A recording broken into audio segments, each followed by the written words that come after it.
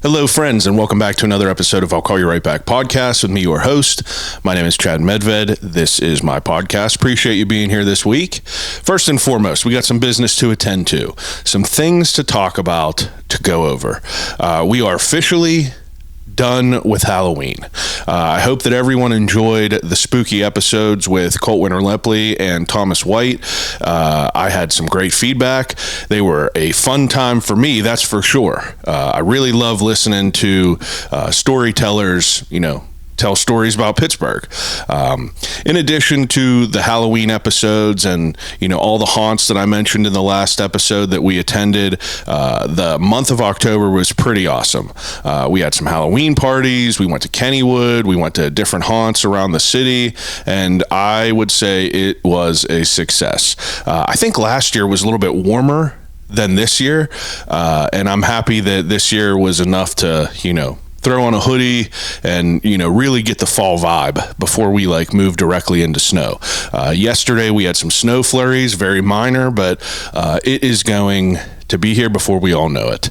Got some important dates to mention for you guys to put on your calendar if you're interested.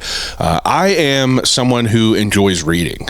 The last 3 years, I have picked up reading pretty hard. I've been reading a lot over the last 3 years, more than I ever had in my life, and in turn, I created my own book club. Yinz Should Read This Book Club is a book club started by me that is hosted at Woolly Bear Books in Carnegie, which is a fantastic independently owned bookstore. I had him on, I had Mike, the owner, on a little bit while back to talk about Woolly Bear and how he kind of created the vision to make Woolly Bear a reality, and I host my book clubs there. The next one is going to be on Thursday, November 20th. We are reading Fiend by Peter Stenson, which is a zombie novel that is kind of interesting and unique. So the only people, one day these two guys that were methamphetamine addicts, they wake up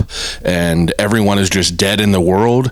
There's zombies all around, and the only people that are alive are people that have methamphetamine in their veins. There's some chemical compound in the methamphetamine that keeps them from changing into zombies, and that is the novel. I'm about halfway through. It's exciting. Is it the best book I ever read? Absolutely not, but it's pretty exciting. It's a unique take on things. And November 20th at Woolly Bear Books, we will be discussing this novel. And, when we have these meetings at the book club, it's pretty inclusive. I tend to come to the meetings with 3 options, and I let the book club vote on, what everyone wants to read. So we picked Fiend for this month, but then for the month of December, we already chose the book as well. We are reading King's Sorrow by Joe Hill. And the reason that we are kind of ahead of schedule is, the book King's Sorrow is almost 900 pages long. So that's obviously a brick to read. So we picked that ahead of time. So if you can't make it to the November 20th meeting, you can come to the next one, grab your copy of King's Sorrow, and get started on that so you could talk with it. But if you are a fast reader and you would like to join, again, November 20th, Woolly Bear Books, Fiend by Peter Stenson, we would love to have you. Every meeting, we have a great group of people, about 10 to 20 people that come and attend, and we sit down, we have a great discussion. I bring an endless supply of Halloween candy. I bring an endless supply of Deer Park water and Diet Cokes, because those are all things that I love. And, I tend to bring some fun, little trinkets that go along with the book. I'm excited that, people have been participatory in my book club, and I enjoy doing it. It keeps me motivated to, keep my reading streak going. And it's a good way if you are someone that wants to get back into reading, or someone that just wants to get into reading in general, to read along with a group and have a chance to discuss it at length a little bit. So it is kind of timely to talk about the book club because this week I sit down with a wonderful owner of my favorite bookstore in the city. So my favorite bookstore in the city is Beyond Bedtime Books, located in Dormont. And, I just mentioned Woolly Bear, and I love Woolly Bear. That's an independent bookseller that sells new books. But the unique thing about Beyond Bedtime Books is because Jamie, the owner, specializes in selling gently used books, and she is a fantastic bookstore owner that curates her shop in a way that is unique and a place that I just really love.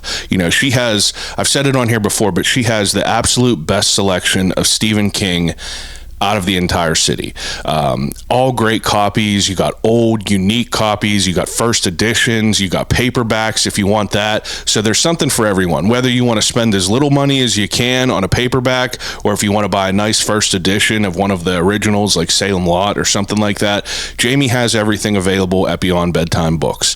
Whenever I started reading, I can't remember who told me about it, but someone told me that there was a cool used bookstore. So I went and I checked it out, and I've just been, I kind of frequent there at least, if not every week, every other week, because she gets a ever-changing rotation of books in her shop, because people that read, they come in, they sell books back to her, they purchase new books, or new to them books, but she just does a really great job with her shop. It's right on Potomac Avenue in Dormont, which is, just a fantastic street. You got Badamo's on there. You got the new Hollywood Theater from Row House on there. You got Moonlit Burgers on there.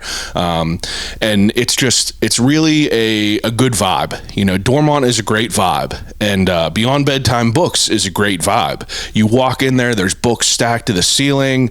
Jamie's behind the counter. Her dad's hidden in the back somewhere. And these people just really are passionate about books and reading and helping you find what you would like to find. And, whenever I started going in there, obviously I do this podcast and I interview people. I immediately, shot my shot with her and said, hey, I would love to have you on the podcast to talk about this great bookstore.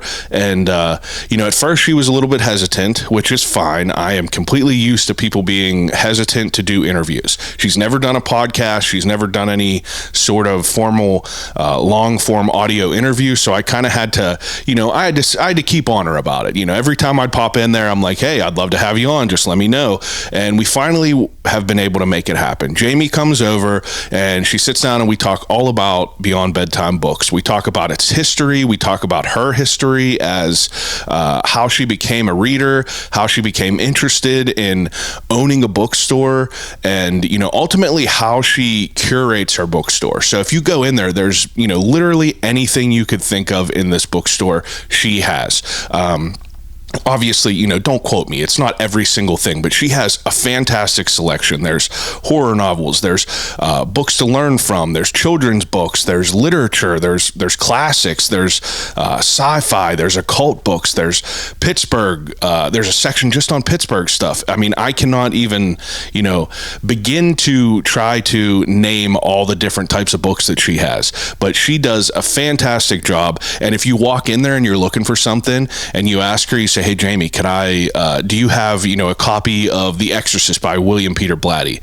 She is fascinating to the point where she knows exactly where things are in her shop. She doesn't have like a laptop there with all of her inventory. She literally has all this shit in her mind, and she has a great, kind of idea of where it is in the bookshop. Anything I ask her, I'm like, hey, do you have Watership Down? She's like, yeah, come over here. And she weaves in and out of these like tall stacks of books and pulls out this incredible copy. And it's always a great time and a great place going to Beyond Bedtime Books. So I was happy to get her in. I was happy to hear more about her story, because that's really what the podcast is about. I started this because I enjoy patronizing local businesses. I enjoy, if I have an opportunity to shop local, to find something that I like or that I need, I will absolutely do that. And it's a unique experience to be able to go into a used bookstore, because, we talk about this in the episode. Anyone could go on Amazon and just type in exactly what they want. add to your cart, have it sent to you the next day. But the unique part and the interesting part about going to shop at a local shop like this is you get to see all the extras that are in there. If I'm walking around looking for Stephen King books, I might come across something, that I've never seen before that catches my eye, that I add into my my cart, and then you have it. You don't have that opportunity to do that whenever you're shopping online. You don't often have an opportunity to just browse and peruse these endless shelves full of great books. So it's important for me to be able to learn who the people are behind these places that I love. And I think that as a Pittsburgher and as you listening, I think hopefully that is important to you as well. Like if you love a place, you want to learn, who the people are that are doing it, who are behind it, why it is in existence.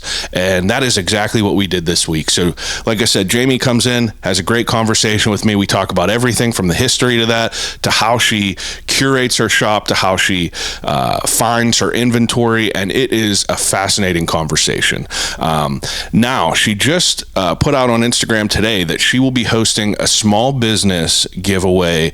I believe I'm pretty sure it's taking place on Small Business Saturday, but she has signed copies of I want to say it's a Stephen King book. It's called, which one? It's The Dark Half. I think she has a signed copy of The Dark Half by Stephen King that she is raffling away. She has a signed copy, I think, by Sarah J. Maas. I don't know. I don't read Sarah J. Maas, so I'm not familiar with that, but she has other things to give away, but she always does these unique events, and she's really, really passionate about cultivating a community in Dormont. And that is something that I could get behind. So I hope you can get behind it. I hope you enjoy the episode. And without further ado, episode 313 of I'll Call You Right Back podcast with Jamie Grassman of Beyond Bedtime Books.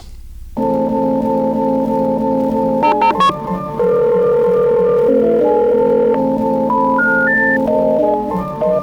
gotta use the telephone. Hello?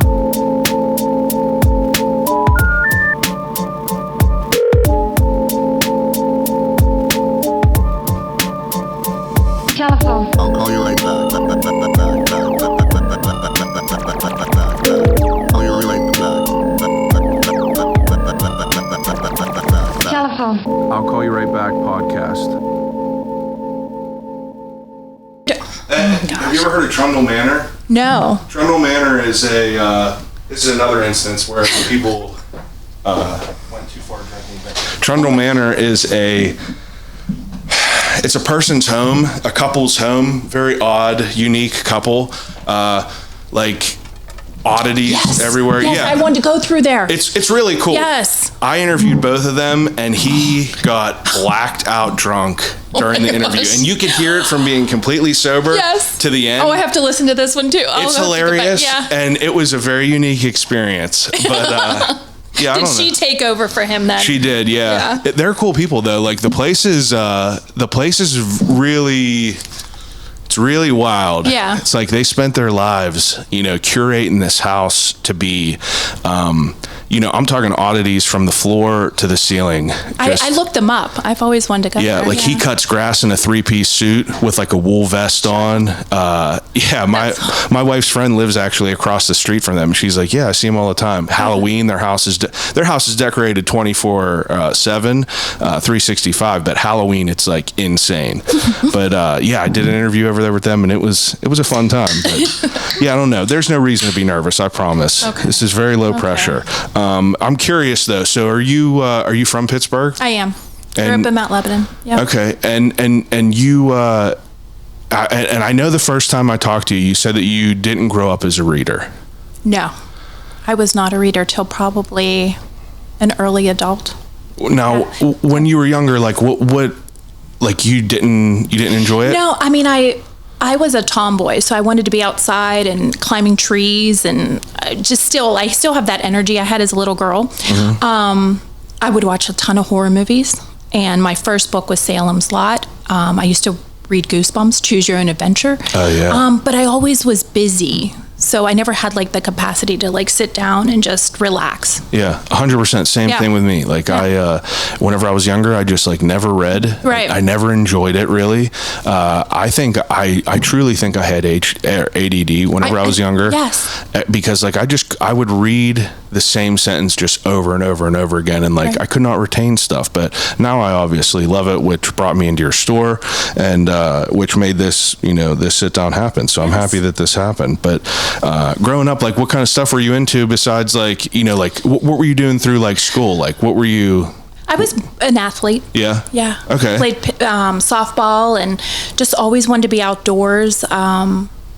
Yeah, my sister was a double major in English. Oh wow. And I was just business. And when people wonder who owns the bookstore, they thought it was Jessica. They were like, "Oh, your daughter owns it." And my sister works for Microsoft. Went to Seattle, never came back, never did anything with her English degrees. And I stumbled actually into the bookstore by accident. I wanted to leave the corporate world and started selling collectible children's books. Yeah. Yeah. So were you familiar with that place like before you had it though? The bookstore? Yeah. I worked for, his name was Jack, I'm the fourth owner. The first owner is the one that got killed. I don't know if you knew that. I didn't know She got that. murdered. Yeah, it was really, it was probably 28 years now. She befriended a homeless man that she would give money to weekly. She was an older lady. And one day she had told him no. And he actually beat her in the back of the store with a pipe. In the store? In the store. My goodness. So once she had passed, somebody else took it for about a year, and then Jack had it for 7 years, and no one ever changed the store. So people that used to love, her name was Anne, they would come into the store and they would absolutely like have to leave. Yeah. Because they would just see flashbacks and the carpet was stained still. So when I took it over and bought it from Jack, he sold on Amazon, and my goal was not to sell online. I wanted to like talk to people and meet people and converse about books. And so I changed everything. I ripped out the carpet. That snow, we had a big snow storm in 2010. I don't know if you remember that here. Mm-hmm. My parents and I are pretty much the only people on the road. We would come in February and remodel, just rip up. It was like carpet, tar paper, tile to get to those wooden floors, have to pull out those staples. And what kind of store was it beforehand? Like it was a bookstore. It had been a bookstore. But He had like kept it. a used bookstore? Yeah, so you would come into his store, and he sold on Amazon. So he would just have boxes from floor to ceiling, and he would mark the boxes like box 3, and then he would have little notes inside the books that would tell I guess where it is online. So when he would sell it, but people like that as well. They like to search through boxes. So I didn't know how my organization would work because people were used to that. But I knew in my mind that I wanted a feel.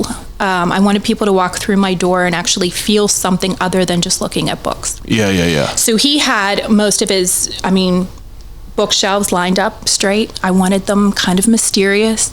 I changed the lighting, the flooring, kept a lot of, like the tin ceiling, if you've ever noticed it. We painted it, but I kept that original. The floor is original. But yeah, so originally, what was this first store called whenever you said her name was Anne? Yeah, so it was the Book Rack. The Book Rack? Yes. And yes. like, how long was that around? I would say maybe she had it for like 7 years, 5 to 7 years. Okay. Yeah, I'm the longest owner of a bookstore. And then once she passed, somebody had it for just a year. And then Jack was a teacher at KO. Oh, wow. Yeah, so a lot of people knew him. He was a wonderful older gentleman. I left corporate America. I worked in sales. Yeah. Wait. We can't, I'm curious to know, like, so if you're not a reader, yes. When do you become a reader? Because, like, obviously, if you own a bookstore, right. you have to have some sort of love for it, right? It's interesting because I don't think that it was. I wanted a place to where people could come in and just feel like comfortable and peaceful. And I don't know if necessarily I thought I would own a bookstore. Mm-hmm. I knew I wanted to be an entrepreneur of something. Okay. When I left I worked for a franchise of Verizon Wireless at that time. A lot of people that I've talked to were worked for Verizon in the past life. Isn't that? Yeah, it's crazy. I mean, it's wild because like of how like big that market was for so long, right? And like how big of a company, and like I knew so many people that worked there, and I swear that there has to be 10 people that I've interviewed on here, like Badamos, for instance. Yes, he saw that interview. He did a stint with mobile. You know, I don't know if it was Verizon or not, but like that's crazy how many people have a through line with that. Yeah. But you worked there for how long? So I worked for Estee Lauder for many years, and I was approached from an agent that had saw me at one of the stores and asked if I'd interview. So I started as a salesperson, worked my way up to third in the company, and I just felt I was overworked. I was in a man's world, being one of the only women that were corporate, and I wanted to do something on my own. So when I quit, I worked for Jack. It was bargain books. And I started selling collectible children's books by accident. I was like, maybe I should do collectibles. Everything was going online. Wow. So I knew that like there was something that I could sell. What year was this? So this was probably 2005, 2004. Okay, so it was like the beginning of like the online craze. Yes. You know, now it's just like I know. Second nature. Everyone just knows it. Right. It's wild to think that there was a time whenever it wasn't like how it is now. Oh, absolutely. And even like now, so I sold collectible children's books, and as that was happening and I was doing so well, I decided to buy the store off of Jack because he was going to retire.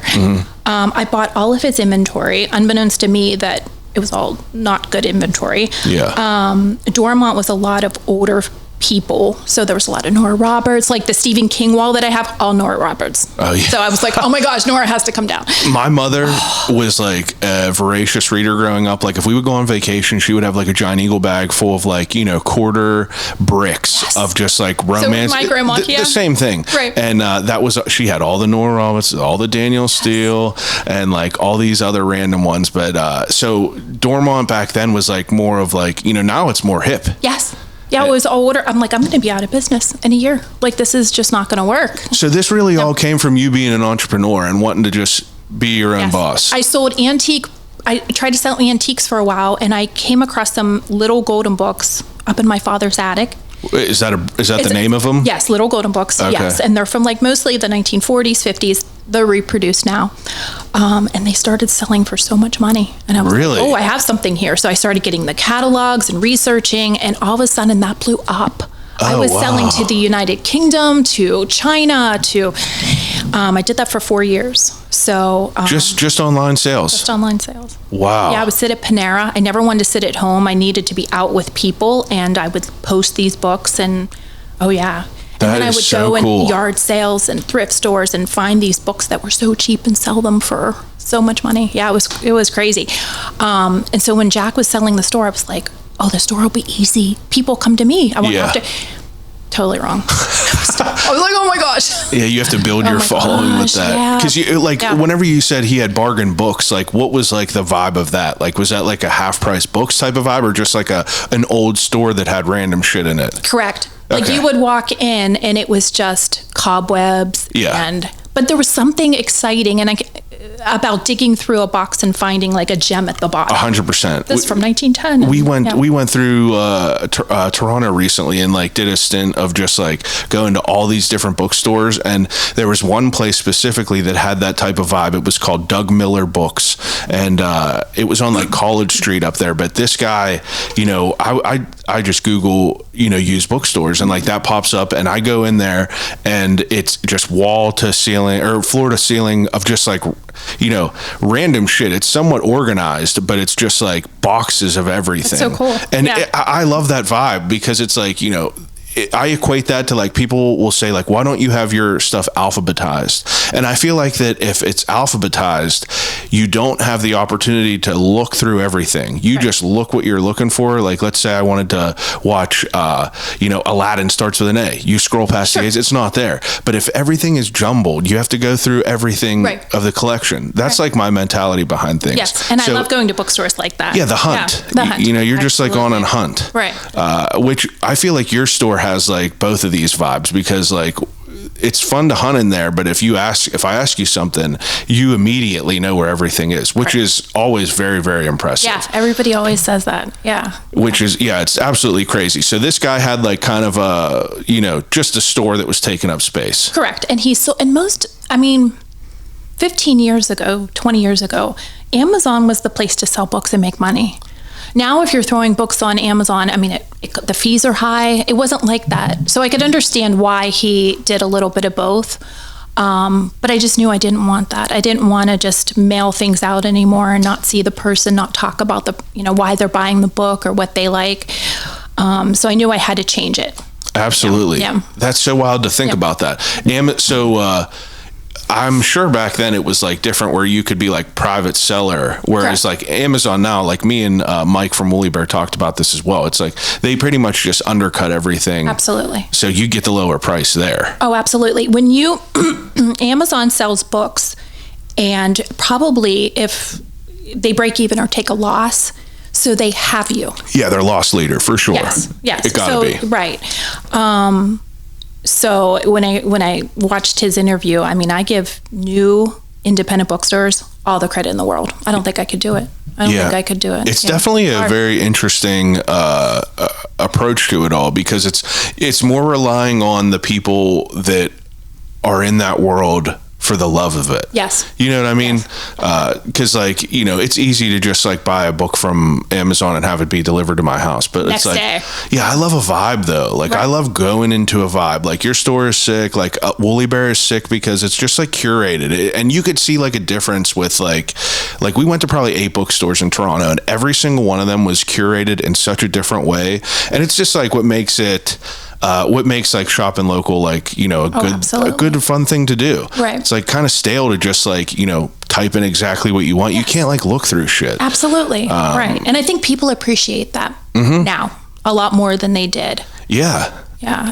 Even like if my, if I'm buying clothes, or if my wife is buying clothes online or something like that, it sucks because like, you can't like feel it and like, see it, have it on and kind of just like, I don't know, there's just a vibe to being in the brick and mortar. So whenever you got this, what was like your first idea that you wanted it to be? So I probably started reading. So I opened my store in 2010, March of 2010. I probably was a reader for 3 years, a good reader. I would always read certain things, Stephen King here, a little bit of this here, but really like loved reading a few years prior to my store. What got you into that? I just think I, as an adult, could hone in my mind. Yeah. And I thought there's something to this. And my first book as an adult, I was like, oh, this is what people love about reading. Absolutely. It's not always just visual. It's now I'm creating the images in my mind as I'm reading, and it's always better. Awesome. Always better. Yes, it really is. Like the stereotype of the book is better. It's like, what you create in your mind is always, I don't know if I've read anything besides like some sort of like thriller or horror since I've been a reader. So it's like, it's always crazier in my mind. Oh yeah, for sure. What was like the first book you read as an adult that kind of like got you Salem's Lot. Oh yeah. Okay. Yeah. Salem, you said that. Yeah. Salem's Lot for sure. Once I read that, I really never turned away from horror. I've always loved horror, like, movies or anything like that. And I've read just almost everything he's written. I love him so much. Yeah. Was that your first Stephen King book? Yes. Oh, that's a good one. So I think that's probably my favorite, because I think the first book you truly love or read for the first time is like the one you love the most. Yeah, mine is Misery. That was my first one. Up there. That was my first one because I loved the movie growing up. Yes. Oh, so you saw the movie first. I had them. Okay. Yeah, I've seen the movie 100 times, and I always loved it. And I knew that it was like, I read some other books before diving into Stephen King, and then Misery, I was like, this will be a perfect place. And anytime I ever see on Reddit, people will say like, what Stephen King book should I read first? It's like, I pretty much just like copy and paste the same comment. Right. But I think Misery is such like a perfect jumping off point for Stephen King because, like, you know, it's realistic. Like, obviously, if you read some of his books, it's just wild shit, you know, random, like, alternate universe type stuff. Right. But Misery is just, like, real. Yeah. It's like, you know, there's not like a lot of different characters to follow, and like, you know, it's kind of one setting, so it's like it's a good way to like kind of get versed into it all. But Salem's Lot was a great read too. Like I really enjoyed that. So it's like you read that and you get kind of hooked into it. And then I got away from horror and I went to more memoirs, and found my way through those. And then I'm not a romance reader. I know it's super popular, the romantasy world. Yeah, very popular. I've dabbled into some fantasy, but mostly I stay contemporary fiction. Yeah, I like it. I don't know. It's I feel like I would like more of them if I read like memoirs and stuff. Like I would like more of them if I read them, but I just like there's too much stuff to read. Oh, there is. I know. My TBR is like 170 books. I know. It gives me anxiety about it. So whenever you're building out your first store, you know, like where does Beyond Bedtime Books come from? Or was that the kids' book? Correct. Yes. Okay, yeah. And there was, you know, when I first used that name, I was like a porn store, people thought. Weird. Yeah. Like a Blockbuster's behind the curtain. Or it was a kid's store. No one really understood the name or the play on Beyond Bedtime. So there's more than just bedtime books. But now, I mean, this was like first early on. I was like, oh, maybe I shouldn't have kept that name, but it was already printed on the windows. And I mean, I feel like it's a good name that sticks. Yeah, I like it. Yeah, you can't change the name about it. No. So like, what was the idea of like how you wanted it to be? You know, if you were starting from scratch, I wanted you to walk in and feel something. Yeah. So something. So that's like my personality. I'm very much I cry hard, I laugh hard, I'm a very sensitive person, and I love the feels, like of an old classic movie. I wanted it to kind of feel like you were walking in the rain and coming in out of the rain in New York. Yeah, it's like you got mail. Yes. And then you walk and you go, whoa. Like, because I don't have a lot of space.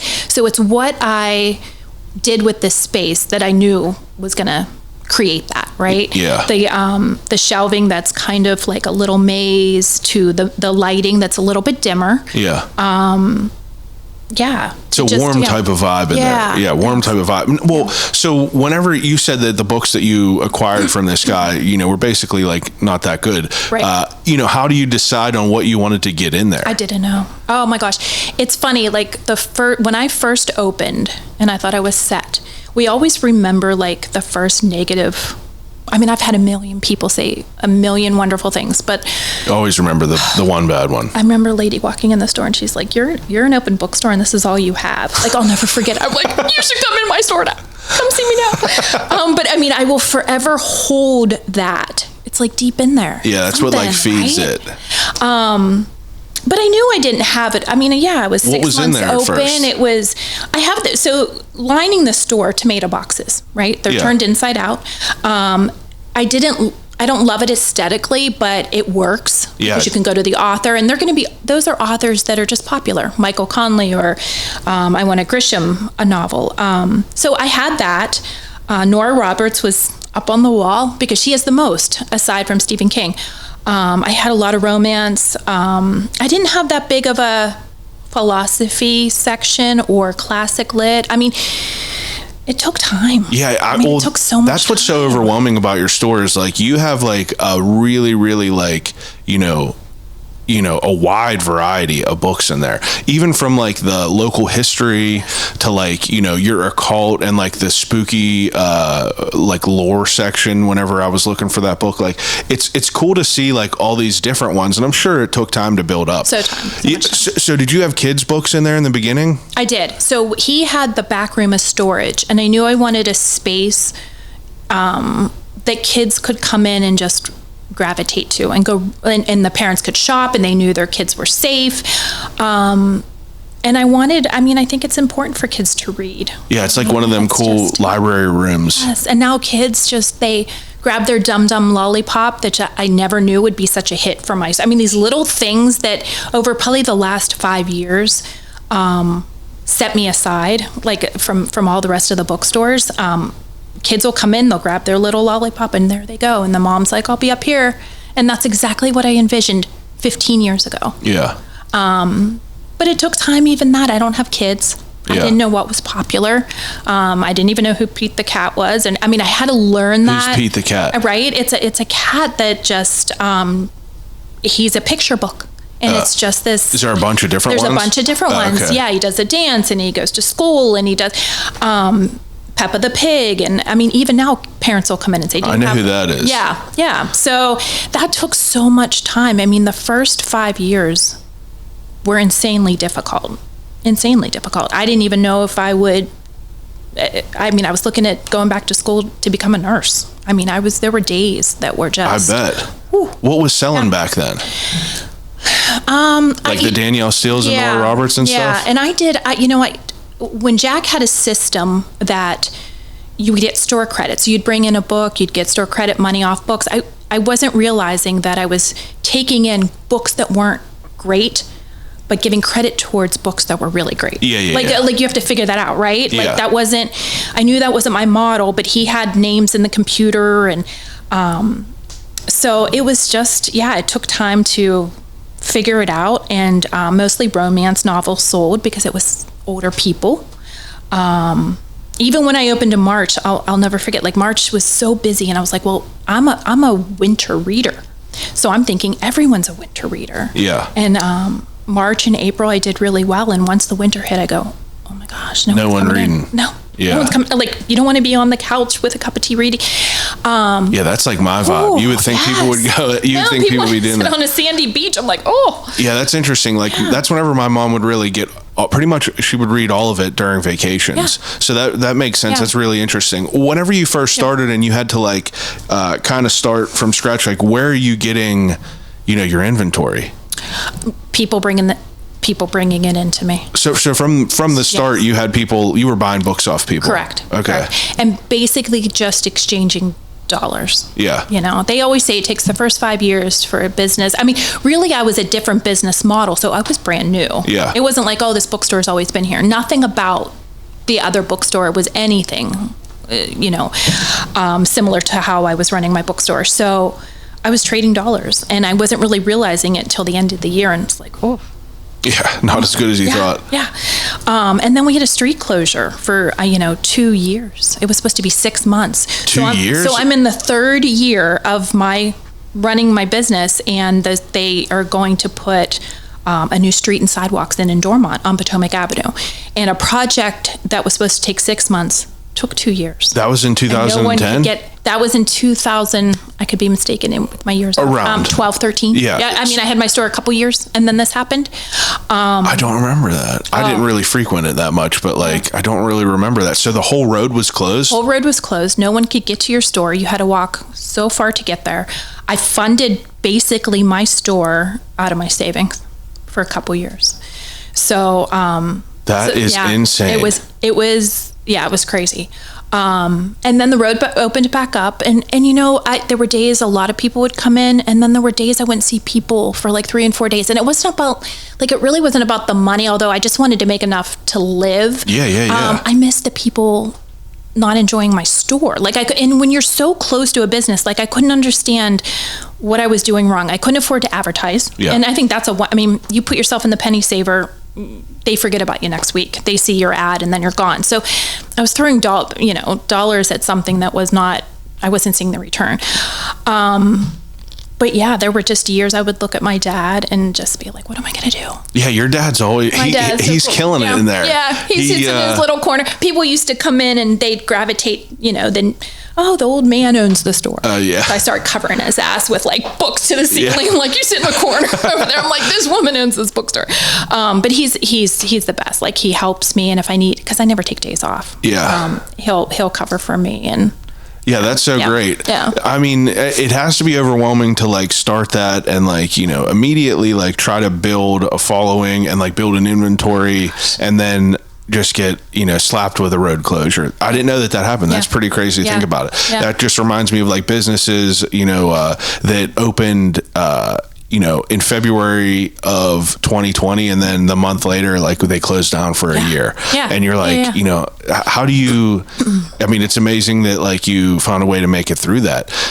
So I was still selling online. So, right, I still had. Oh, I bet. I mean, you have to, right? Yeah. I mean, and like that, like I would imagine drastically like cut down the business whenever that closed. Yes, totally. What else was on the road at that time? Was Hollywood Theater open? So Hollywood Theater has been open and closed. I think this will be the 4th time since I've had my store. They were there. I mean, the doorstop has always been there. But the rest of the places changed hands so many times. Like the barbecue place was where Moonlit was. I don't know if you remember them. Yeah. Breakers. I know my tattoo shop was on there at one point. Yes. And then Moonstones. Yeah. See, yes, Moonstones was, when we lost Moonstones, that was hard. When was that? That was around like a couple years prior to COVID, I think. Yeah, because I remember getting tattoos, and on breaks, I would go across there and look at that place. Yeah, that was cool. But like, it's weird to think about Potomac before it started to get like, hustling and bustling. Yes. Which is great. It's great. I love it over there. Yeah. It's cool it's a nice little like movie type of town. Oh, it is. That's what it feels like. So excited for the theater to open. It's gonna. I know. I can't wait that's just going to be another resource, another third space. So, you get through the road closure and you start to like build up steam, how do you decide on, I'm sure over the year you kind of like hone in on what you have for your inventory, but like, when does the Stephen King because you have the best collection in the city, no doubt. Yeah, thanks. Was that always popular? Slowly I saw the change, right? So probably maybe a year before COVID, I could see the younger families moving in with the younger kids and just the whole demographic change. And I thought, if I stick it out, this is going to be something that's going to be and that 16-year-old ain't going to read Nora Roberts. Right, exactly. So I didn't change the wall yet because Nora Roberts was still popular. I knew I hated looking at her, but sorry, Nora. How many books do you think that she has? 100 at least. Yeah, it got to be insane, right? I don't know she's how. Still writing. I'm like, what? There's a new. Yeah. It's crazy to walk through like a Goodwill and like see all of the different Danielle Steeles and Nora Roberts. Like, and Danielle Steele was another popular. I had her all this like romance. Scrooge McDuck money. Yes. They gotta have Scrooge McDuck money. Right. But I'm sorry for cutting you off. No. That truly, I mean, the pinnacle was when COVID happened. That's probably when my business became completely different. My inventory became completely different.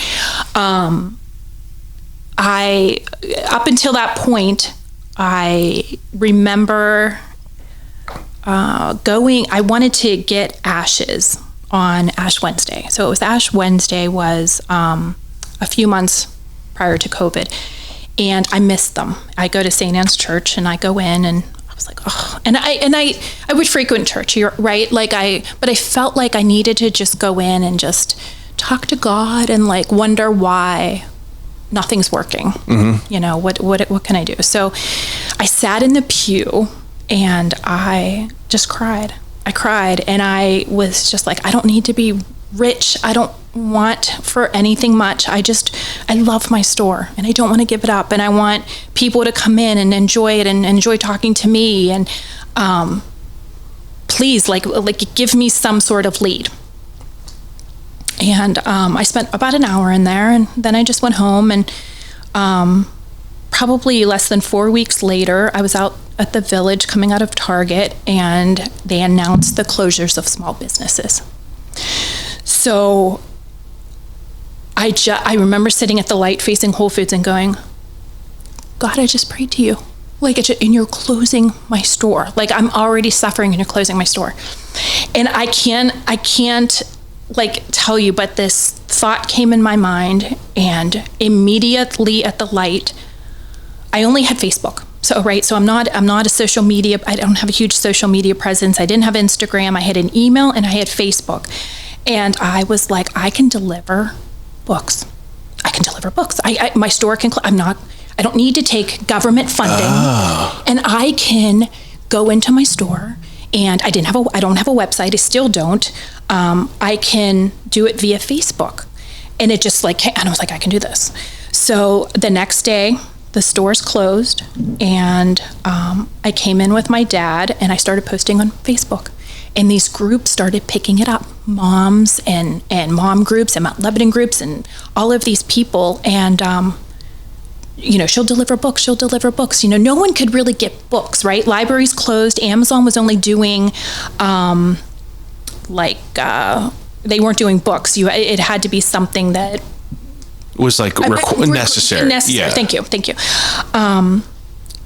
And the first day we came in and we did it in the dark, right? Because at that point we didn't know if like you were even allowed to be in there. Yeah, can I be in here, or should we cover the windows? But my dad and I would sit there in the dark. I would take pictures of groups on my floor of books.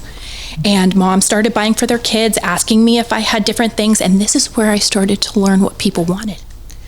I didn't know what Usborne was. Usborne, and so I would start to write these down, and I would write titles down and authors down that people asked about. But at that time, people would take whatever I had. They were amazing. And I the first day, I did maybe 3 deliveries. And after that, I was doing 15 to 20 porch deliveries, no contact, with them leaving me cash in their mailbox.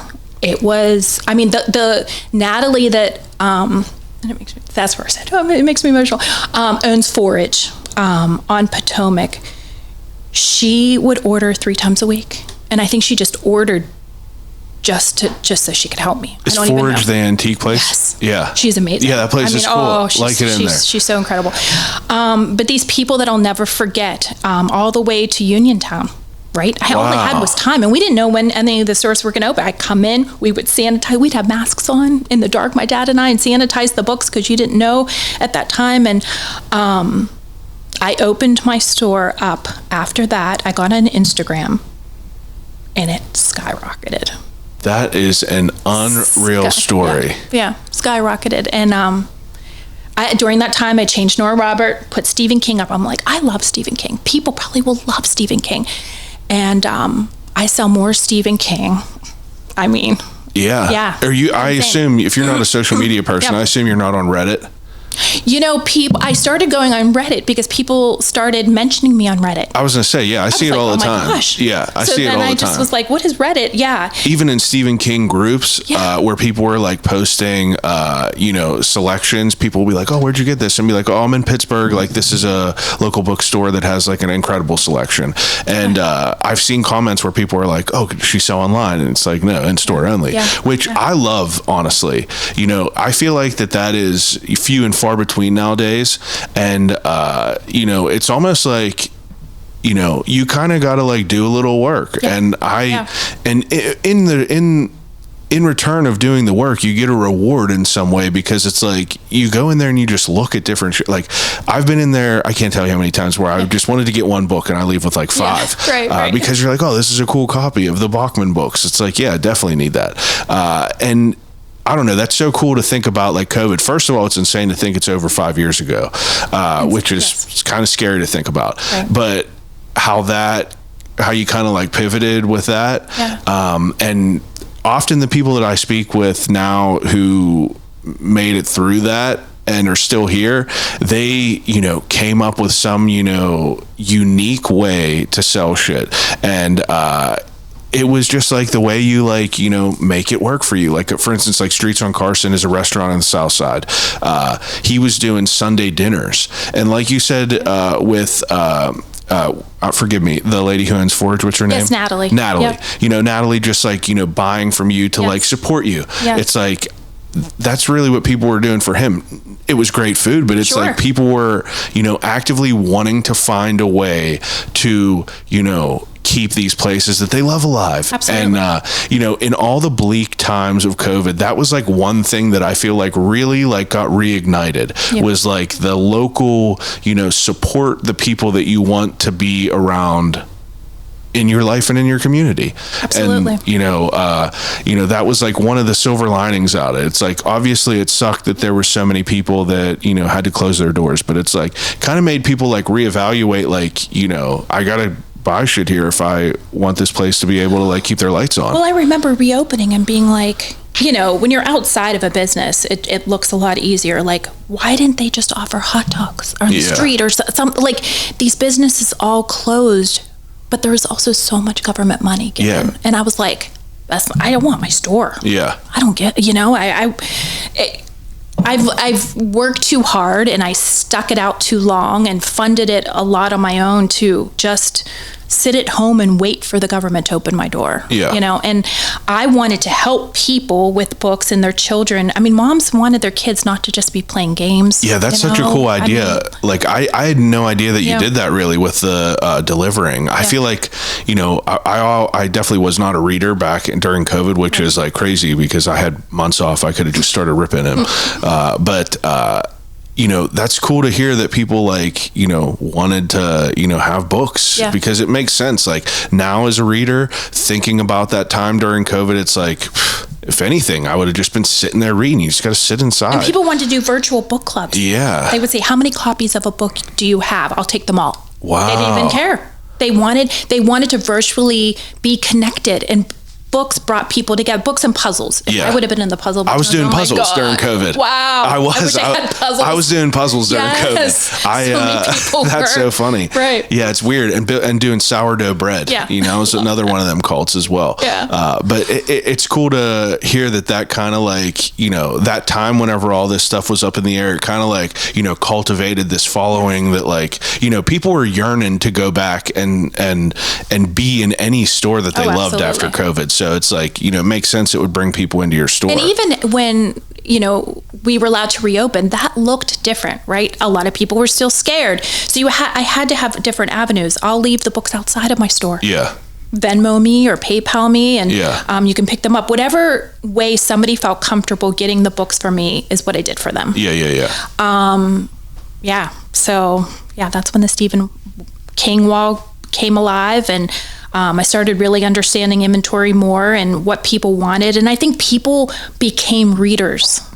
I mean, I felt like kids thought it was cool to read. Yeah. Again, there was just a resurgence of all that. It's absolutely. So interesting to think about, the silver lining of doing all this is like kind of learning your customer base, because you don't really have an opportunity to do that, unless you're like, oh, I have a comment box, please tell me what you'd like. Right. No one even uses that anyway. Right. But if you have people that like want something and they tell you or they're asking you and you don't have it, that, if 15 people are asking me for Stephen King, it's like, something. Yeah. People want it. Right. So, I mean, like, which also like kind of brings me to like, the selection, you have an incredible selection of books, and it's cool because they're all different, all different year, like all different, like weird, like I just bought that Exorcist copy with that inscription in it. It's like I would buy that 1,000 times over than like a copy in, a store. But it's like, where do you like really come to like find these like books? Well, without giving all my... I guess so. Yeah. I source a lot outside of Pittsburgh, to be honest. Pittsburgh wants cool stuff, but we don't have cool stuff. Yeah. And people that have them hold on to them. Yeah. So I have to go, like, I have inventory right now coming in from Boston and New Jersey. And cool. Yeah. So like when you want an old Camus, like, I'm going to have it. I'm going to have 5 different covers for you to choose from, because I don't want just the same standard covers. Like when you come in, my customer base will always be the popular fiction, right? So that's like when you come in, that's what's there. But when people find their way to the back, they see things that either bring them back to their childhood or remind them of it's nostalgic somehow, or they just love the cover art. Like that, I created that like little horror corner because I love those covers. Yeah, they're so cool. Judge a book by its cover when it comes to that. So So nowadays it's like, we're what, 17 years in, almost 16 years? 15 and a half. Yeah. Yeah. That's incredible. Yeah. Like absolutely incredible. Congratulations for that. And like every time I go in there, it's just like packed. So it's so great to see that. And, nowadays though, what is like, what's your, what's the right word? What's like, how do you, what do you see nowadays? Like what sells a lot now? You were talking about like fantasy and stuff, obviously Stephen King, but it's like, do you see like a lot of change over the years that you're like kind of like bobbing and weaving on like the inventory that you're getting? I think it's been pretty even.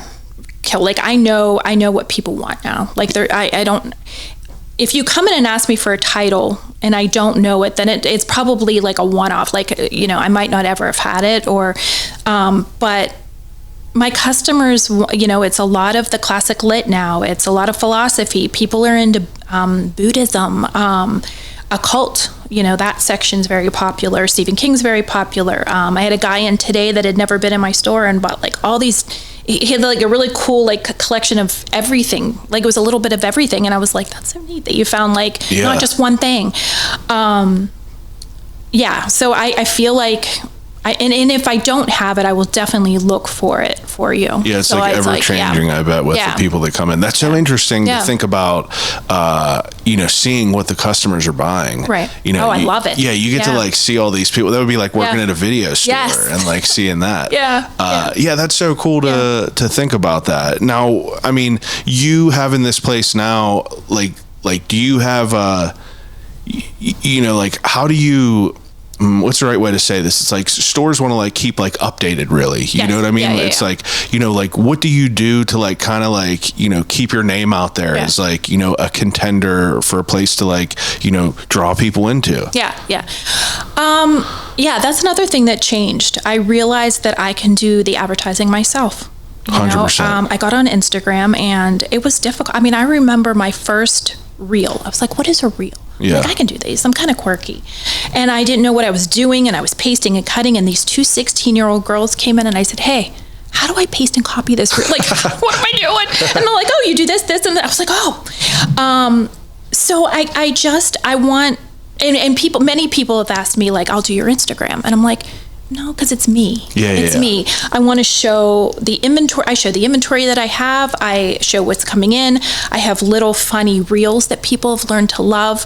I do chalkboard jokes. Where do those come from? I know. That's my... Because they're good. I like them. Thanks. My dad jokes. Yeah.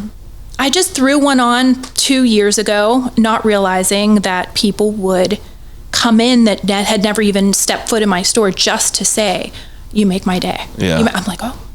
So then I started changing it every week, not realizing I have to come up with a joke every week. So during my insomnia hours, like 2-3 o'clock in the morning, I just research. Different ones. Yeah, and I have like a whole stack. But so I feel like those are the little things that keep you relevant, that keep you fresh and different. And booze and books. Who would have thought 2 years ago? Yeah. So explain to me what this is again. I wanted to stay open late during Christmas for customers to shop, and I thought, I'm just going to offer some wine because they're coming in and they're shopping with me, and not realizing that it would draw such a crowd that people would ask me, are you going to do another one next month? Are you going to? And I was like, oh, they love this. So I started doing them the last Friday. I figured everybody needs a drink after a long month, and I pack it in every Friday. Every Friday for the last 2 years. Like, I'm still always shocked that many people come out. Yeah. But they love to come out and just meet their friends, have a glass of wine, Mingle, talk about books. But I mean, they don't care if they're standing this close to each other and it's like, 100 degrees outside. But yeah, so I started coming up with events. I started doing I thought it was new to me, a silent book club. I saw somebody post in New York and I was like, oh, I'm going to do a silent book club. And I remember posting it, and they came to me and they were like, oh, you got to follow the whole thing. You can't call it a silent book club. You got to be on a map. It's a whole thing. You got to be part of that community. I was like, wow. Oh, I'm sorry, I didn't realize. So I changed it to it's a book club. Yeah. Because I wanted to not follow that script. I wanted people to join up. I give back to them. I give prizes. I give little gifts. These people have followed me for so many years, and it's just my way of getting a group together. You sign up, registration sells out in 2 minutes. I do it 3 times a year. So my next one will be in November. And you're supposed to read it for an hour in silence. And that was the whole point of it. Is there was some women that were like more introverted, but they wanted to be around crowds while they read. So they started this, and I thought it was a brilliant idea. But I just didn't want to be on a map. I didn't want to follow the whole script. So I kind of do my own thing. I have games and prizes, and yeah, it's just like. Yeah, it's fun. You add your personality into it all. Yeah, that's cool. I think that it's, I don't know, there's something about like just being around people, because like you read a book, you want to like discuss it with people. Yes. That's kind of why I started the book club for me. It's like I'm already reading these books. It's like, I want to be able to like talk to people about it, because I would read them and I would go to Reddit and I would just like read other people's thoughts about them. Right. Like I read Fairy Tale by Stephen King, and I was like blown away by it, because like in the beginning I saw like, I put it off for so long because some people were like terrible, didn't even finish it. And then some people were like, it was incredible. You can't look at reviews. I know, especially for his, because it's like all over the place. Doesn't matter. It's good and bad. And I read that, and it was like, I mean, it might be like tied for my favorite book, because I just loved it so much. It was so weird, and I wanted to just like talk to someone about it, because like I had so many questions. So it's like the group, bringing together a group. It's like, I don't know, people like, it's a trendy word now, third spaces, but it's like people want a third space. Absolutely. People want a place to be able to go to with like other people that like the same things, and feel safe and like secure with it, and like, enjoy it that way. And I think that's like, the more the better, right? Oh, absolutely. Yeah. And I used to have a book club. And we had like 10 women, and we would meet at my store. And this is, again, prior to COVID. And we kind of dispersed. They had kids. And I wanted to get back to having a book club, but it's, my store, I covered every inch in books. So now I can't host events or any author events. I go up to Potomac Station Coffee, which is gracious enough for me to let me use his space. And but I think there's a lot of book clubs out there now, so I don't know if that's something I'll get back to. But people often ask me, do you have a book club? But I have a lot of great customers that have book clubs. Yeah. So, and it's like one big community, all cross-pollinating. Oh, absolutely. Yeah. Now, for you to, 15 and a half years, it's like, what are your goals for your book club? Yeah. Or not book club, but bookstore. Yeah. I don't. I really don't. I walk in every day. When I first opened my store, I was going to give it 10 years. 10 years, I'm going to reevaluate what I want to do. Do I want to go back into corporate America? And every day I walk in, and there's just this peace and this, like, this is where I'm supposed to be. And I don't really set goals. I feel like the last 5 years have been only every year increases after the last, and I can't believe it. I can't believe that this little store generates just, customers that can buy books anywhere but choose to come to my bookstore. Sometimes I'm like, I will speak at like the quiet book club that I have, and I just am overcome with emotion of like, you guys can go anywhere. Like anywhere. Like I don't know. It's just, especially for used books, right? There's thrift stores, there's libraries that now have bookstores, and they come back to me, my store, and I feel like in a competitive market, I'm glad that they feel comfortable. I'm glad that they feel loved, because I think all my customers are just like you. Like, you're the best. Like, you can go anywhere, and that you come back just to even look to see what I have. Like, just means everything to me. I mean, as a customer, you're very fair priced. Obviously if you were like astronomically priced, I feel like you wouldn't have people coming back, but it's like you have fair prices, and your inventory is unique. if you just had like, 15 copies of the same thing with the same cover, it's like, I'm sure you wouldn't have as many people, but you could really tell like the effort you put into it all. And I think that that's really what it is. And it's unique that, I'm sure you have an older crowd still, but like, I know you have a lot of young people that come in and shop too, but it's like, I feel like the younger generation is maybe not the youngest one now, but, younger crowd to some extent wants to like, keep cultivating that like local, community. Oh, absolutely. Vintage, even if it's like clothes, vintage furniture, vintage clothes, it's like that is what is in, and that's what people like. And it's like the same thing with a book. It's like, I don't know. That's the way I think of it though. It's like I could buy a cheap book, or I could buy a unique one that I want. Like I'm pumped about my bookshelf. Yes. I just like want to like, curate it, and like, you're displaying your stuff, and it's like, it's a way to like read people a little bit. Right. But I don't know, that's really what comes down to it all. It's like, I also don't want to just like keep feeding into, people like Amazon. It's like, I have to do it enough with like random shit that you have to buy. But it's like, if there's an opportunity to have a cool place that you could go to and like, solve this problem that you have, why not do that? And I think most people feel that way now. I think they definitely are over Amazon. And if they can get it from someone else, and even if they have to pay a little bit more, they're more than happy with that. For sure. Yeah. You have a good window curation. Yeah. So it's like, do you have like a knack for design yourself, would you say? I mean, my mom's an artist. My dad is very creative. So I think I come from a creative family. I used to draw as a kid. So, I mean, there's just... there's a feel that I think with when you're artsy that you want it to feel like. And that's kind of what I bring to my store. And Now, this is kind of a unique question. Obviously, you have like a customer base that like they know about what you have, but like the new people that you have in there, what do you find them, coming into your store, like the reason, like people come in because like, do you notice a lot of people like walk in foot traffic and be like, oh, I saw like, your window display of like local books, or like, how do people hear about you now besides Instagram?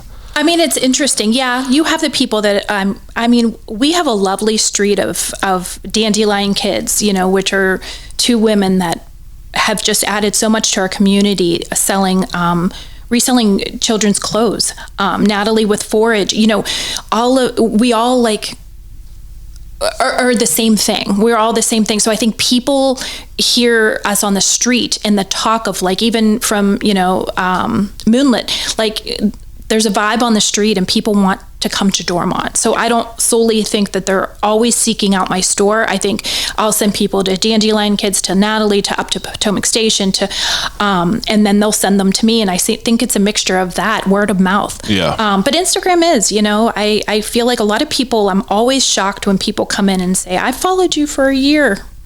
You followed me for a year. It's like they know me, but they've never come in my store. Maybe they live on the other side of town and just haven't been able to make it. But I love that just the same, that they like my content and that they're willing to come in.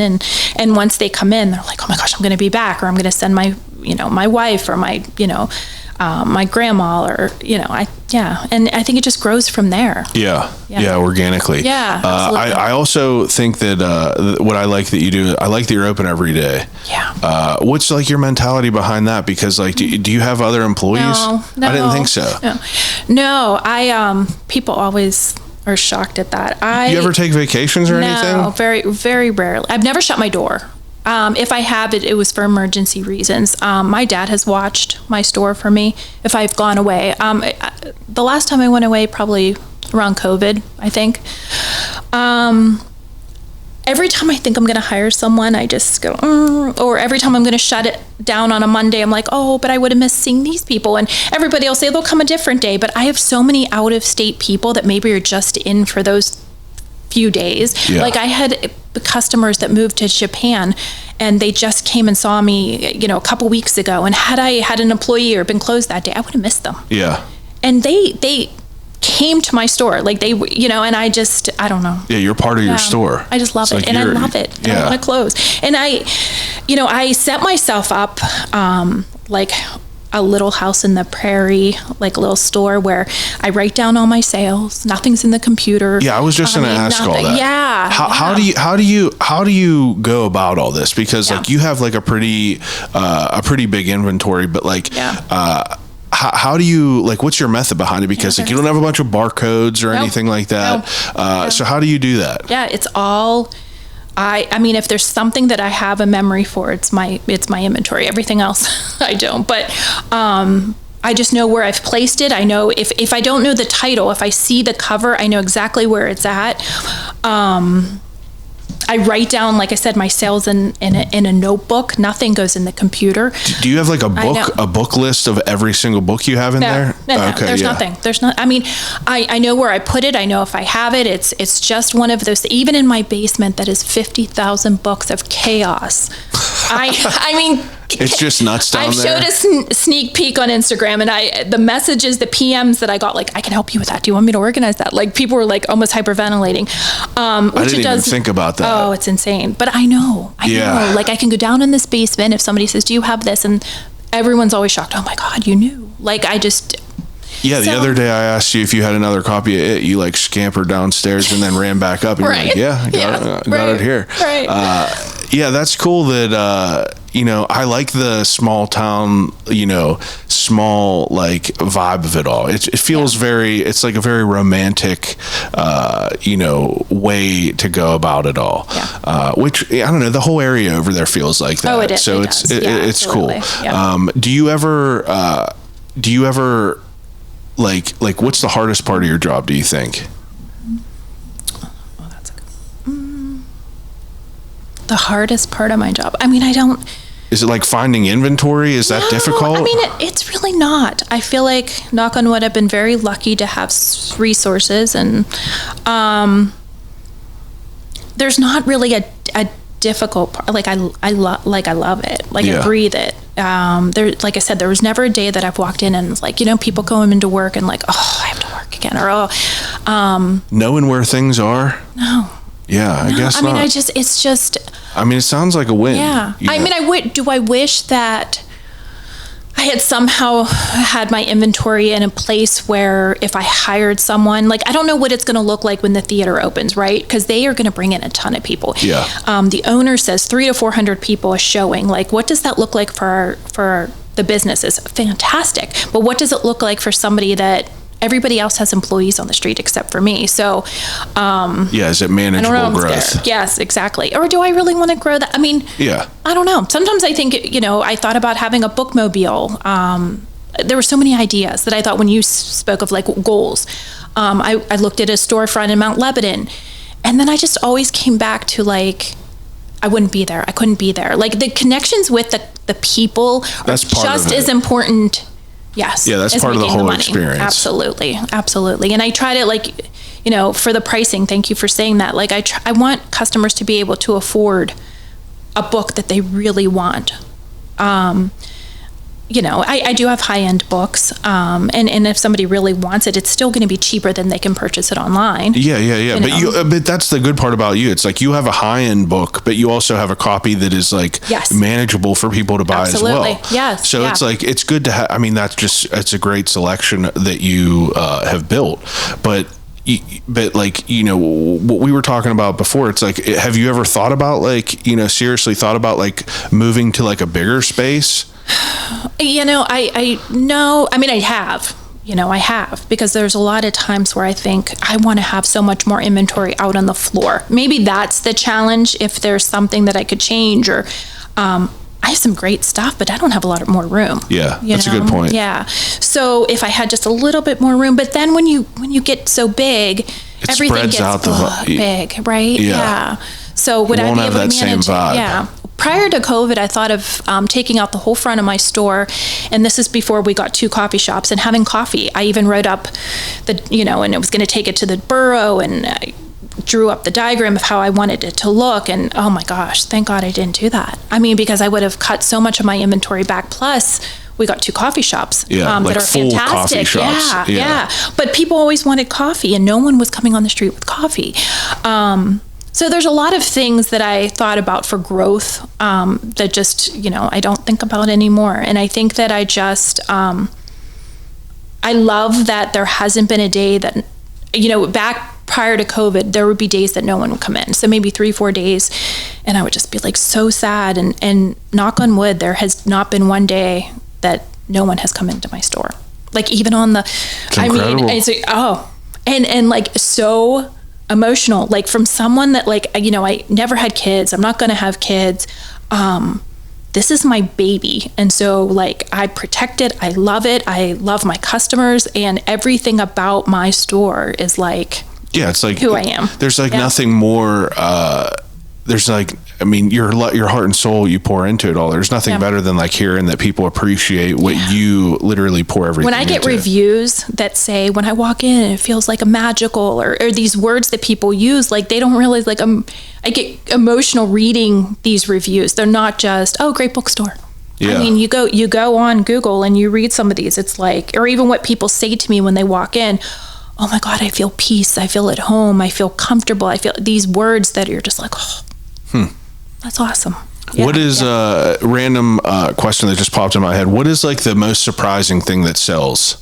Like that you would never have thought that like, cause for instance, what made me think about this is a bookstore up in Toronto that we went to, something called Monkey's Paw. I don't know if you've ever heard of this. It's like, I don't know, it's popular on social media, but they have this thing called the Bibliomat, and it's the coolest thing I've ever seen. It looks like an old school like vending machine. I'll show you. Yeah. But you go up to the guy and you pay $5 and you get a token and you put it in there, and it vends you out a random, oh my gosh, I love that, a random like old book. I have the ones that I did. I'll show you what they are. They're not anything I'd ever read, but it was just like the vibe of it all. I love that. But this whole bookstore, it's a used bookstore that specializes in rare books. So I went around and I was just like, hey, do you guys have any Stephen King? No Stephen King in Toronto.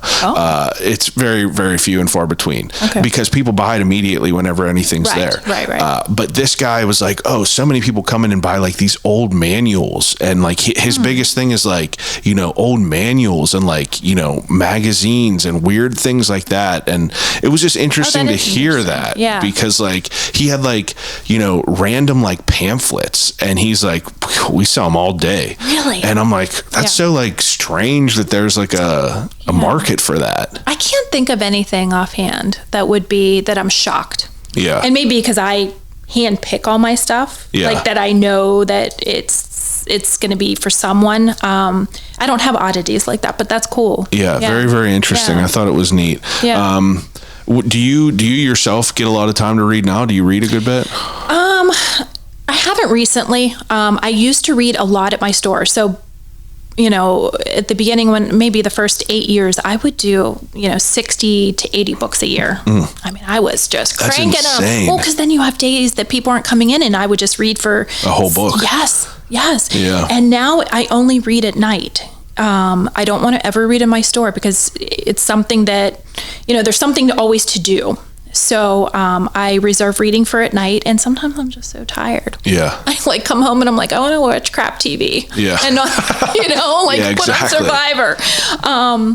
But I miss it. Like I miss reading, and I'm not an audiobook. I'm not a Kindle girl. So, I want this physical book. Because if I'm going to do an audio, like I don't want to lay there and just listen to it. A lot of people drive or take the T. Totally get it.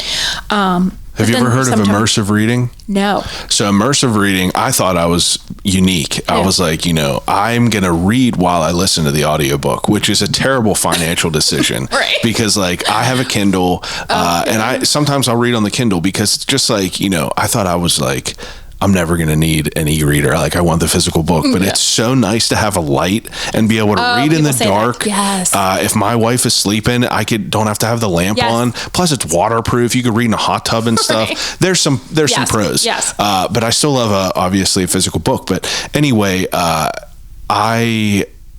this Kindle and stuff like that. And where was I even going with it? Why did I even bring it up? Oh, audiobook, immersive reading. Yes.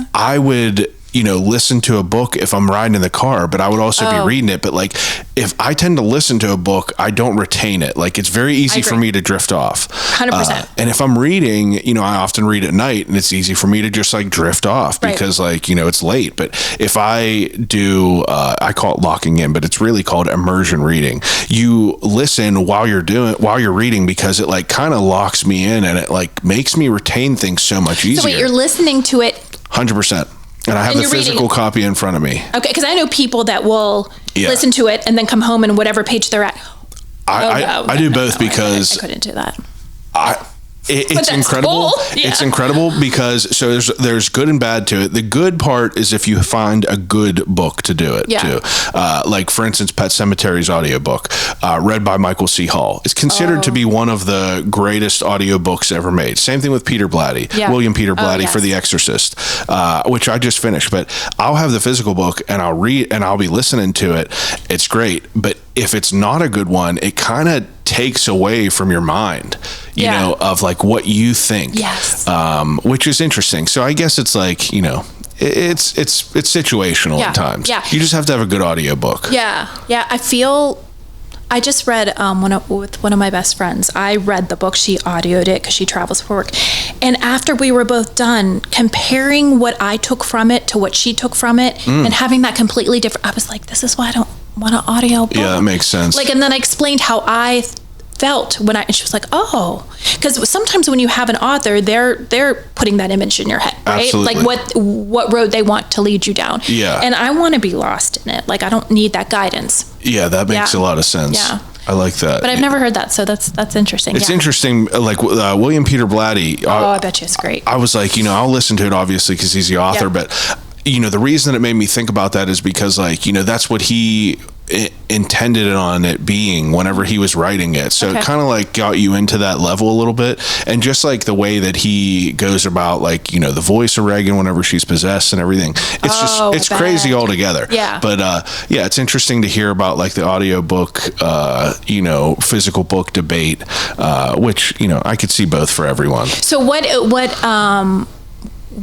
Stephen King, because we both love Stephen King, movie do you like the best? Like when you adaptation, thank you. I feel like that I mean, obviously Shawshank Redemption is like, it's like the greatest movie of all time, but I think Misery is like one of the greatest adaptations. I have not seen a lot of like, I've never seen the Needful Thing movie. I've never seen the Stand movie. I read the book.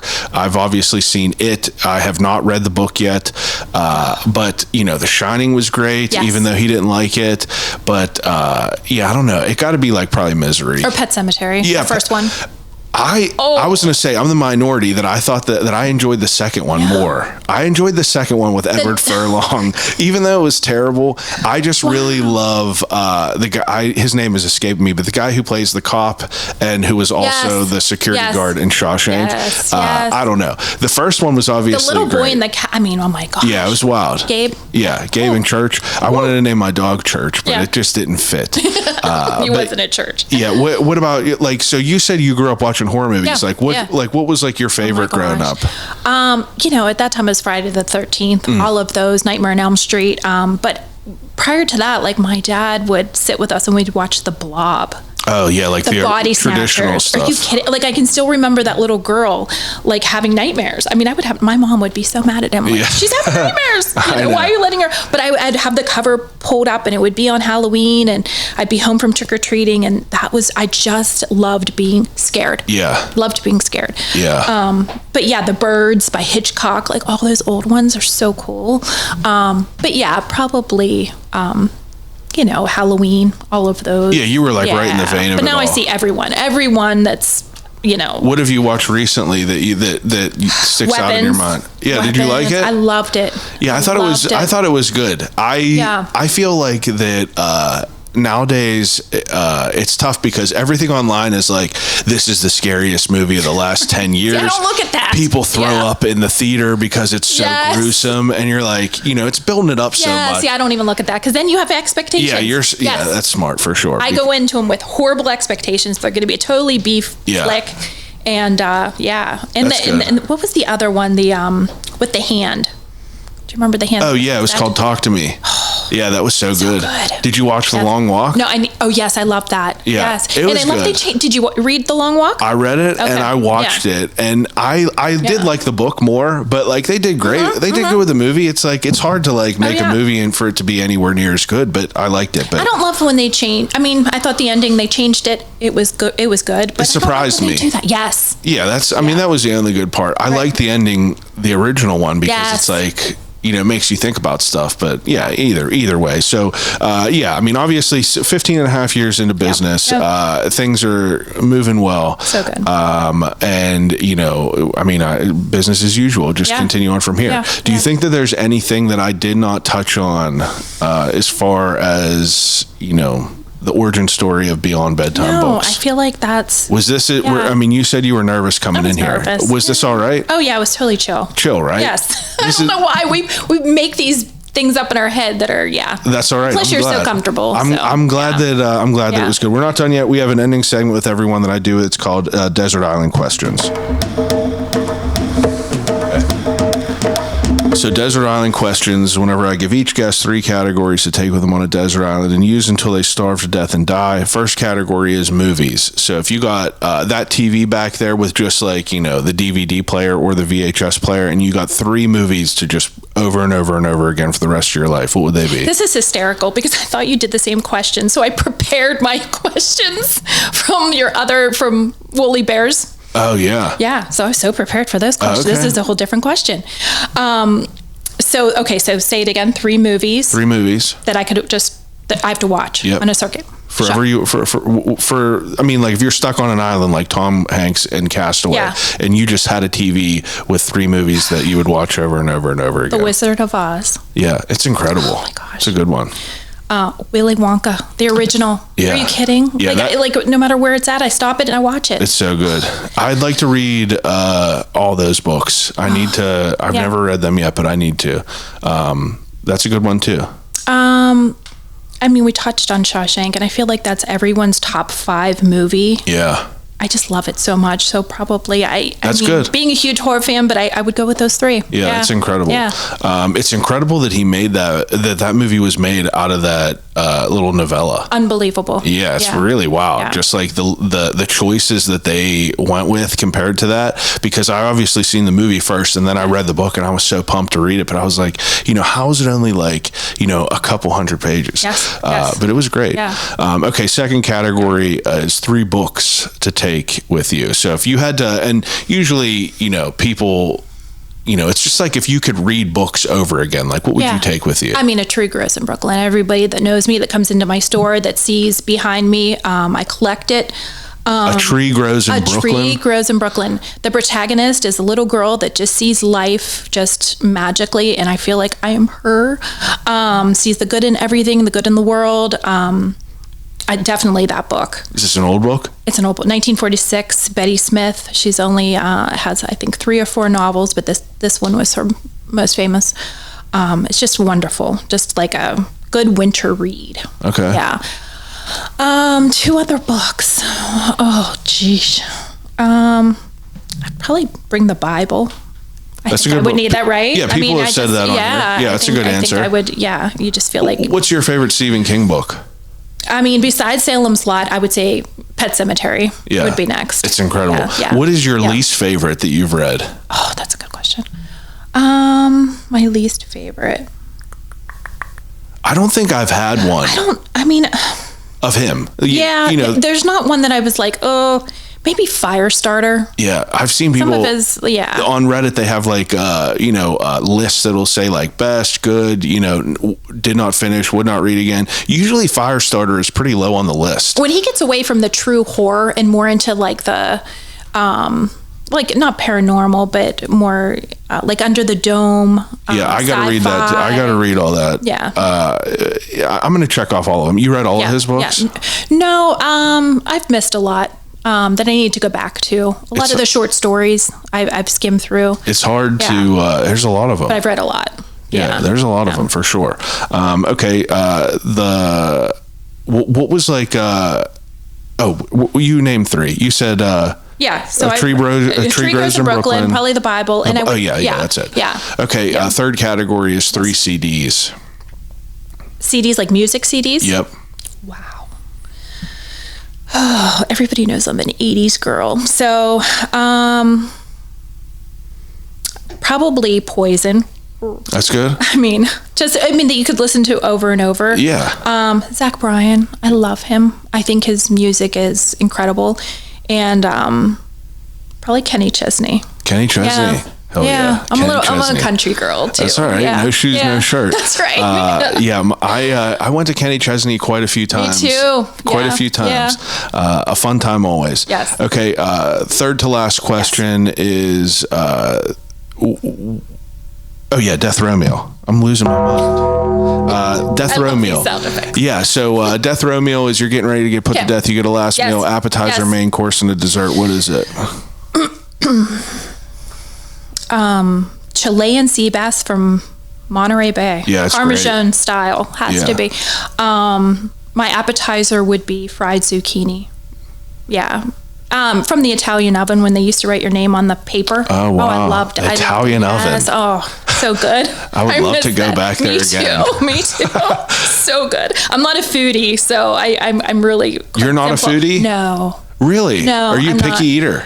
I'm a pescatarian, but but besides that, I just like what I like. Yeah. Like I like Minio's pizza. I love Badama's as well, but Minio's pizza Mount Lebanon. Like if I'm gonna do pizza, like Creature of habit. Yes, creature of habit. Okay. My dessert would be molten chocolate cake. Yeah. Lava cake that just pours out hot. Me too. That's usually something chocolate like that. Yeah. Okay, that's good. Yeah. Second to last question is you go on a road trip, you go into a gas station, get a snack. What is it? Can I just do one, right? Yeah. I'm just doing I would probably pick Sour Patch Kids or chocolate Twizzlers if I could do two. Chocolate Twizzlers. I don't know if I've ever had a chocolate Twizzler. Are you kidding? Is that real? It's real. Oh, it's amazing. Not like the anise, just the black ones, right? Oh no, I don't like those. Yeah, because who does, right? No, yeah, no. These are chocolate flavored licorice. Psychopaths like anise flavored jelly Although I like beans. a good and plenty. Why? My dad, I feel like my dad like programmed his mind to like black jelly beans because no one else would eat them. My dad too. Yeah, he'd eat them out of the Easter baskets all the time. Man, that's an old man move. Right? Yeah, they're like, I'll take what we can get. Yes, yeah. Don't have to fight with anyone. Right, that's true. That's funny. Yeah. Okay, last question. If you could have a conversation with anyone alive or dead, who would it be and why? And if you could forego a loved one. Yeah. This was hard. This is a hard question. I thought about it. I would think Stephen King.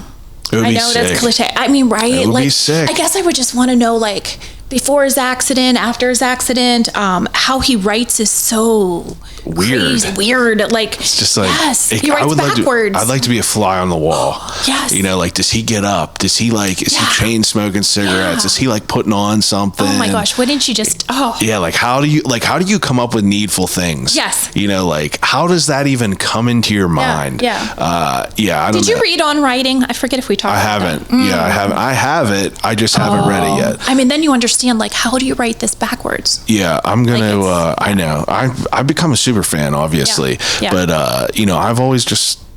I don't know. I like the horror stuff. It's so I want to give you something little because I knew you didn't have one of these. So this is my gift to you because it's a host gift. You brought me this. Yes, because you didn't have one, but it's from. Oh man. Yeah, it's just a leather bound that he used to give out when you joined his Book of the Month club. I only had like 3 left. I had a huge collection, but that was one of the doubles I had, and I was like, I'm just gonna. So the red ones. Thank you so much for this. I never knew what they were for. Yeah. These were all from Book Club's edition? Yeah, like he would give that to you once a month if you joined up for his book club back in the 80s. Man, so they don't make them anymore. I know. I get so upset. My wife, she told me, first of all, thank you for this. Absolutely. This is a prized possession now for sure. Good. Yeah, I always see them up there. I never knew what they were.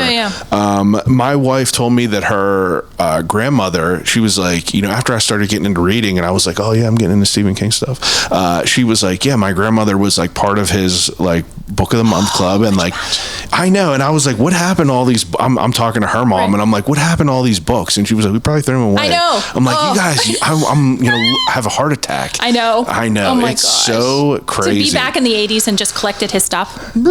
I can't believe that. Like, I don't know if I could have like been a fan, and like, it would just suck to have to wait. I hate waiting for stuff. Yes. I'm reading a series now called Dungeon Crawler Carl. Have you heard people talking about that in the store? Yes. It's a very, very popular series now by the guy named Matt Dinneman. But it's basically like a D&D novelization, which is... That doesn't even cover how it's crazy interesting the book is, but it he has like 10 of them, and he's on like 7 now, and it's like you just got to wait another year. I know. See, I can't. Same thing for like a TV show. Out. Yeah, I did Game of Thrones when it was all done. Yeah, Walking Dead.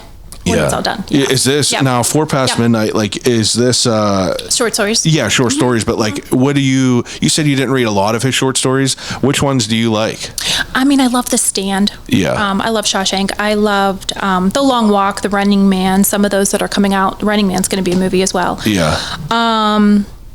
Yeah, I need to go back and. What about like collections? Like if you had to pick any of those different seasons, I think has most of the yeah, that's like Shawshank and everything. Exactly. Like if there's a new reader to Stephen King, I always start them there with short stories. I think his books can be daunting, and most people want to gravitate towards it, and I try to say like start slow and build yourself up. Oh yeah, before I even started reading like heavily, I probably I never really read grown up. Like were you like, what did you do during school whenever like they gave you like books to read? Did you I cliff noted everything. Okay, yeah, same thing with me. Right? I would just cliff notes things. Yes. And the only book that I ever read that like really stuck with me back then was Watership Down. But like I just moved past like I cliff noted Great Gatsby. Yes. None of that really I read The Outsider. I love The Outsiders. Yeah, S.E. Hinton, and then The Giver as well. Yes. But that's it. And then I just like, I don't know. I tried to read it like a couple years before I became a reader, and I was like, I cannot read 40 pages of description. Like, why is he writing like this? And then now I just love it. Like The Stand. It's like I couldn't get enough of it. Oh, right. Yeah. But I can't thank you enough for this. This is really, really cool. I really appreciate this. Sure. Take a second, tell people where you're located, where people could follow you on Instagram, the whole thing. Okay. Beyond Bedtime Books, 1453 Potomac Avenue, in the heart of Dormont. We're 2 doors up from what is going to be the Row House Hollywood Theater. You can follow me on Instagram at Beyond Bedtime Books, and my email is beyondbedtime@yahoo.com. All right. I appreciate it. Thank you very much. I really appreciate it. Yes. It means a lot that you came out and did this. Thank you. I think people will be interested too, because it's like, you have a great store. You need to like, you should be so proud of it. I am. And like, this is a way for people that are fans of your store to like kind of learn about it. Yeah. In like a little bit more of a, in-depth way. It's like you said, you're such like a fixture in the store. People are curious about it. Thank you.